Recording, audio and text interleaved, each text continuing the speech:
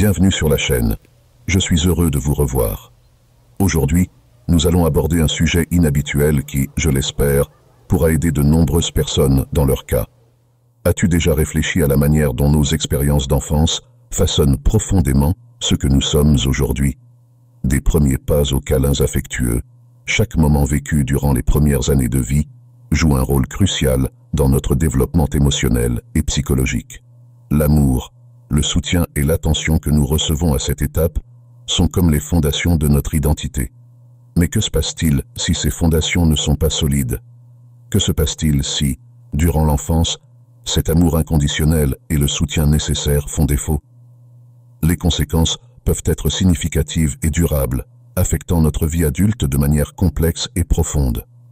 Le manque d'amour durant l'enfance peut laisser des cicatrices invisibles qui impactent nos relations, notre estime de soi et même notre vision du monde. Dans cette vidéo, nous explorerons 11 signes qui peuvent indiquer que vous n'avez pas été aimé durant l'enfance et comment cela peut influencer votre vie adulte.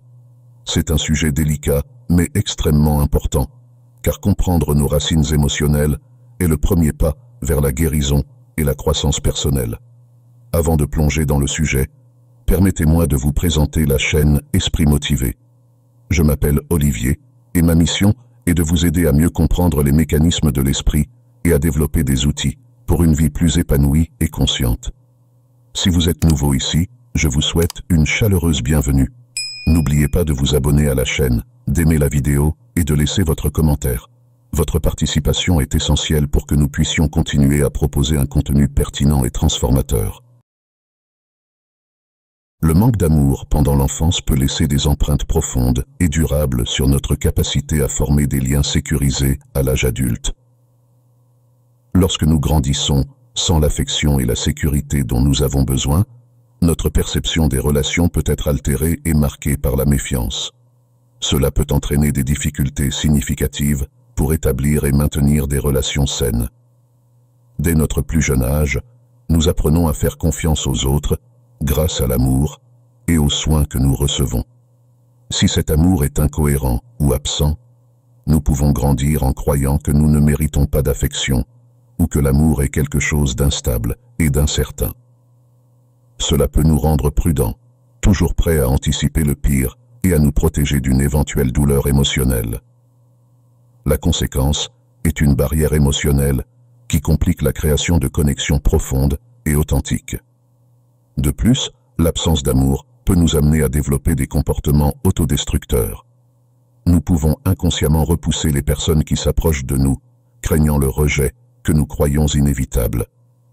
Cette peur constante d'être abandonné ou blessé peut conduire à des comportements tels que la jalousie excessive, le besoin de contrôle ou même la fuite des relations avant qu'elles ne deviennent sérieuses. Ces schémas autodestructeurs sont des moyens de nous protéger d'une douleur qui, en réalité, est une répétition de ce que nous avons déjà ressenti dans notre enfance. Se sentir non aimé durant l'enfance peut laisser des cicatrices profondes sur notre estime de soi, créant un cycle persistant de faible confiance en soi et de sentiments d'inadéquation.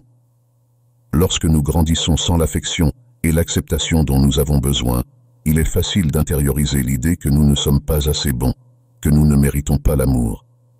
Cela sape notre estime de soi de manière subtile, mais dévastatrice. Imaginez ressentir constamment, dès le plus jeune âge, que vous êtes sous-estimé ou insignifiant. Cela crée une voix intérieure critique qui nous accompagne tout au long de notre vie adulte, toujours prête à nous rappeler nos défauts et imperfections. Cette voix peut être implacable, minant notre confiance en nous à chaque occasion, nous faisant douter de nos capacités et de notre valeur.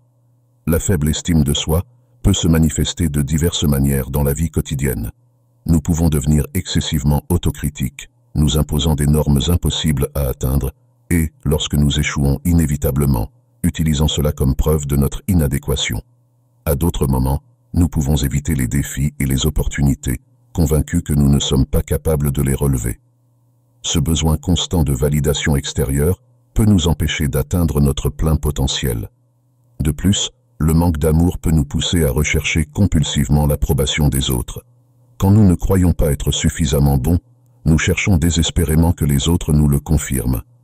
Cela peut nous rendre dépendants de l'approbation des autres, façonnant nos actions et décisions autour de ce que nous pensons qui plaira ou impressionnera, plutôt que de suivre notre propre chemin authentique. L'absence d'un lien d'amour sûr pendant l'enfance peut laisser des cicatrices profondes sur notre capacité à faire confiance aux autres. Quand nous ne recevons pas l'amour et la sécurité nécessaires dans les premières années, il est courant de développer une tendance à se méfier des intentions des autres.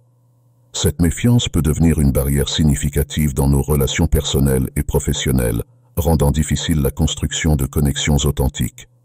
Sans modèle d'amour et de confiance dans l'enfance, nous grandissons en croyant que le monde est un lieu hostile et que les gens sont toujours prêts à nous faire du mal. Cela nous conduit à interpréter les actions et les paroles de manière négative, même sans raison concrète. Nous pouvons nous méfier des gestes amicaux, voir des intentions cachées là où il n'y en a pas, et nous protéger constamment des possibles déceptions. Cette méfiance chronique affecte nos relations de plusieurs façons. Nous pouvons devenir réservés, évitant d'ouvrir nos cœurs et de partager nos vrais sentiments. Ce comportement défensif empêche la création de liens profonds et significatifs, nous isolant émotionnellement et perpétuant la sensation de solitude. De plus, nous pouvons développer une attitude vigilante, toujours en attente du pire des autres, ce qui éloigne ceux qui se soucient réellement de nous. La méfiance peut aussi se manifester par un besoin de tout contrôler autour de nous. Quand nous ne faisons pas confiance aux intentions des autres, nous ressentons la nécessité de maintenir le contrôle sur toutes les situations pour éviter les surprises ou les blessures. Ce comportement peut être épuisant et nuisible, tant pour nous-mêmes que pour ceux avec qui nous avons des relations. Reconnaître que cette méfiance a des racines profondes est le premier pas pour la surmonter. L'expérience de ne pas être aimé dans l'enfance peut conduire à une tendance dangereuse à entrer dans des relations toxiques à l'âge adulte. Quand nous grandissons sans amour et acceptation, nous pouvons intérioriser l'idée que les comportements toxiques sont normaux ou même mérités. Cela nous rend vulnérables à des partenaires qui perpétuent ces dynamiques néfastes. Grandir dans un environnement où l'amour était conditionnel ou absent nous laisse avec une compréhension déformée de ce qu'est une relation saine. Sans modèle positif d'amour et de respect, nous pouvons accepter des comportements qui sont en réalité abusifs ou manipulateurs. Cette familiarité avec la dynamique toxique nous fait nous sentir plus à l'aise dans des relations qui reproduisent l'environnement dysfonctionnel de l'enfance. Cette tendance à entrer dans des relations toxiques peut se manifester de plusieurs façons. Nous pouvons nous sentir attirés par des partenaires émotionnellement indisponibles, critiques ou contrôlants, croyant souvent de manière inconsciente que c'est ce type d'amour que nous méritons, ou que nous devons gagner l'affection de quelqu'un de difficile pour prouver notre valeur. Cette dynamique nous piège dans des cycles d'abus émotionnels et de dépendance, où notre bien-être est constamment compromis. Le perfectionnisme ou l'autocritique extrême peuvent être des mécanismes de défense développés par ceux qui ne se sont pas sentis aimés dans leur enfance. Cet effort constant pour être parfait est une tentative de combler le vide laissé par le manque d'amour et d'acceptation. Pour beaucoup, l'absence de tendresse et de validation dans l'enfance crée un profond sentiment d'inadéquation. L'enfant grandit en croyant que pour être digne d'amour, il doit être parfait. Cela se traduit par un perfectionnisme rigoureux à l'âge adulte, où chaque détail doit être impeccable et chaque réussite doit être notable. Ce comportement est motivé par le désir d'obtenir l'approbation qu'ils n'ont jamais reçue quand ils en avaient le plus besoin.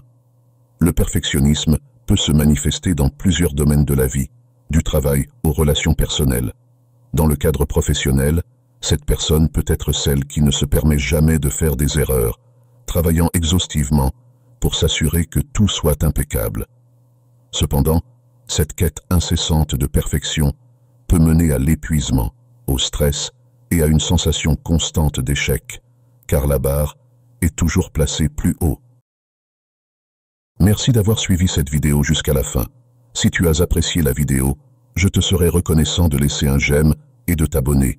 Si tu te retrouves sans mots, écris simplement « Un nouveau moi » pour montrer que tu fais partie de la minorité qui a suivi la vidéo jusqu'à la fin. Merci beaucoup pour ton attention et à la prochaine.